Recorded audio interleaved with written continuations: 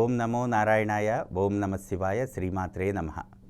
సహజ సిద్ధంగా మనం వాస్తుశాస్త్రంలో ముఖ్యంగా ఒక స్థలం ఎంపిక చేసినప్పుడు చూసుకోవాల్సింది దిక్కు. అంటే మనం కంపాస్తో తీసుకొని ఇది ఏ దిక్కులో ఉంది, అది ఎగ్జాక్ట్గా with respect to geo north 90 degrees ఉందా లేదా, అసలు ఇలా ఉన్నప్పుడు ఈ స్థలం అనేటువంటిది ఈ దిక్కులో ఉన్నప్పుడు యజమానికి కలిసి వస్తుందా లేదా, కలిసి రానప్పుడు చేయవలసినటువంటి విధి విధానాలు ఏమిటి అనేటువంటిది పూర్తిగా తెలుసుకోవాలి. అయితే దీనిలో ముఖ్యంగా స్థలము దిక్కు అనేటువంటిది నిర్ణయం అనేటువంటిది పేరు బలం ద్వారా, నక్షత్ర బలం ద్వారా, రాశి బలం ద్వారా నిర్ణయం అనేటువంటిది జరగాలి. ఇది శాస్త్ర ప్రమాణికం. వాస్తుశాస్త్రం ఏం చెప్తోంది, మనకి దిక్కు అనేటువంటిది పేరు బల రీత్యా ఎలా ఉండాలి, ఏ దిక్కు మనకి స్వదిక్కయింది, ఏ దిక్కు మిత్రదిక్కయింది, ఏ దిక్కు శత్రు దిక్కయింది అనేటువంటిది పేరు బలాన్ని బట్టి ముఖ్యంగా తెలుసుకోవాలి. అందుకే మనం ఏదైనా స్థలం కొనుగోలు చేసేటప్పుడు నామ కుండలి వేసుకొని వ్యవహారిక నామం ఏదైతే ఉందో వ్యవహారిక నామంలో వచ్చేటువంటి మొదటి అక్షరం, ఆ యొక్క అక్షరాన్ని బట్టి మనకి ఇచ్చినటువంటి విధి విధానాల్లో ఏ దిక్కు సరిపోతుంది అనేటువంటిది ముఖ్యంగా తెలుసుకోవాలి. అంటే ఆ నుండి అంహా వరకు ఇలా గనక తీసుకునేటట్లయితే తూర్పు దిక్కు స్వదిక్కు, తూర్పు దిక్కు స్వదిక్కుకి ఎదురుగా ఉండేటువంటి దిక్కు మిత్రదిక్కు అవుతుంది. అంటే తూర్పు ఎప్పుడైతే స్వదిక్కు అయిందో మిగతా అన్ని దిక్కులు కూడా మిత్రదిక్కులు అవుతాయి. అంటే తూర్పులో ఉండేటువంటి వెసులుబాటు అది. అదేవిధంగా పడమర దిక్కు వచ్చిందనుకోండి, పడమర దిక్కు అంటే ఏంటి, మనకు ఉండేటువంటి వర్గుల్లో ఆ, త, య, చ, ట, క, స, ప అనేటువంటి మొదట్లో ఉండేటువంటి అక్షరాల ద్వారా ఆ యొక్క వర్గుల్ని తీసుకుంటాం. అంటే ఆ నుండి అంహా వరకు తూర్పు ఫేసింగు.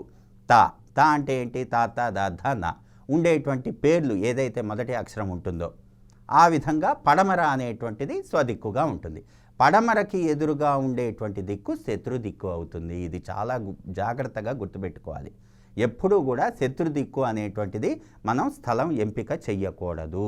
కాబట్టి వర్గరీత్యా ఆ యొక్క వ్యవహారిక నామం ఏదైతే ఉంటుందో వచ్చేటువంటి మొదటి అక్షరం ద్వారా మనం ఏ దిక్కు సూటబుల్, ఏ దిక్కు సూటబుల్ కాదు అనేటువంటిది మనం పూర్తిగా విషయ సాధన చేసుకోవాలి.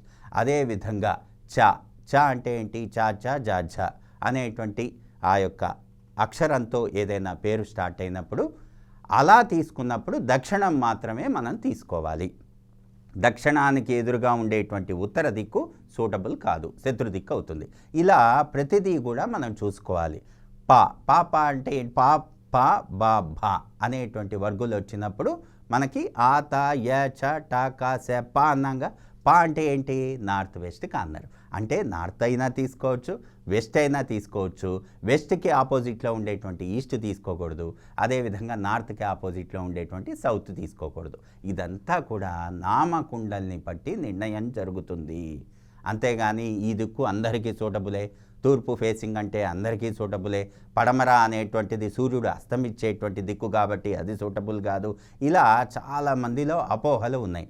పొరపాటున కూడా అవన్నీ మనం కన్సిడర్ చేసుకోకూడదు. అన్ని దిక్కులు సమానమే అనేటువంటి విధి విధానంతో మనం వాస్తుశాస్త్రరీత్యా ముందుకు వెళ్ళి ఆ యొక్క స్థలం అనేటువంటిది ఎంపిక చెయ్యాలి. పేరు బల రీత్యా ఆ యొక్క దిక్కుని మనం నిర్ణయించి అదేవిధంగా నక్షత్రాన్ని బట్టి కూడా రాశిని బట్టి కూడా మనం ఆ దిక్కుని నిర్ణయించాలి.